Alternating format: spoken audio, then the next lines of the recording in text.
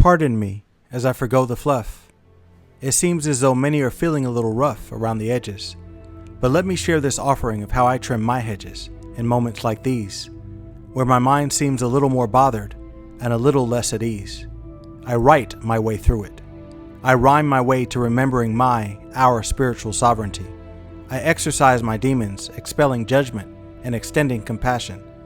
My hope, my prayer, is that we drive this trend of divisiveness and hate out of fashion. I swallowed it, with more ease than I thought should be.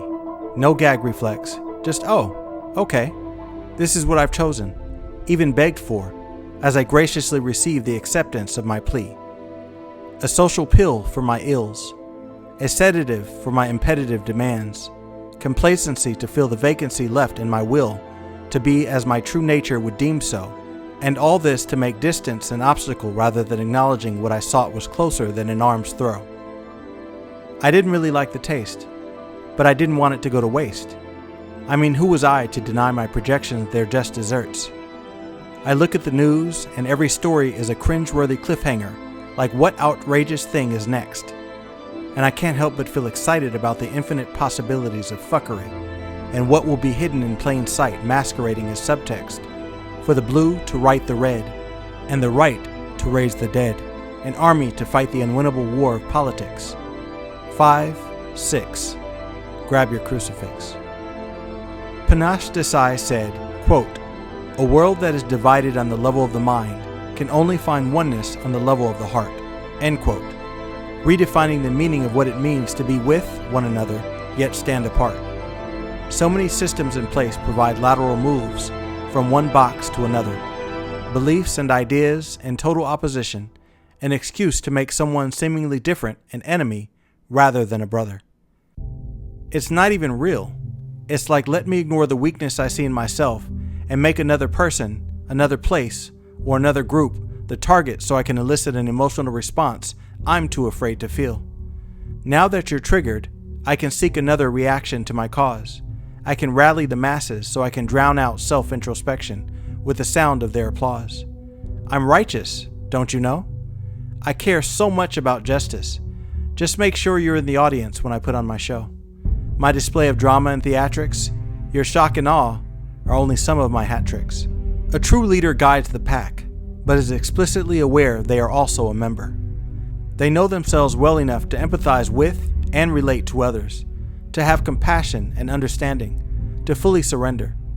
They have the vision and capacity to see strength and power beyond circumstances and time, to see the truth we all share, that what was created remains as it were, perfect, whole, complete, and fine. They do not use God as a weaponized word, religion as a method of control, information as leverage for power, nor fear as a tool of suppression. They stand in the light and for the truth, but are conscious of the room in which they stand to allow for digression. Leaders lead not only by example, but walk with you hand in hand as needed. They understand their function as both the seed and the soil that is being seeded. A true leader does not have followers.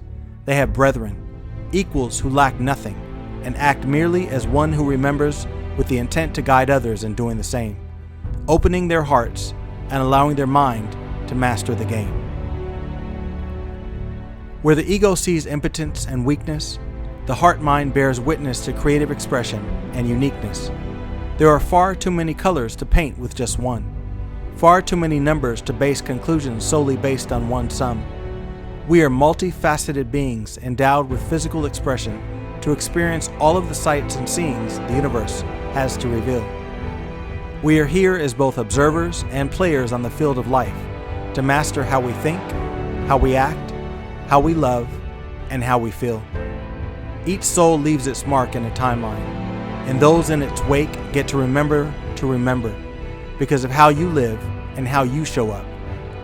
Who are you choosing to be, the empty or the runneth over cup? Be in the world, but not of it.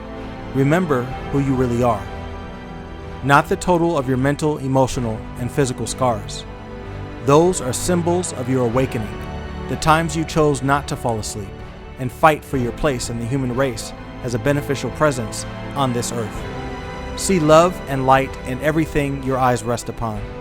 Remember yours so you can remind others of their worth. Your calling has been called. Your charge has been charged. Your purpose has been purposed.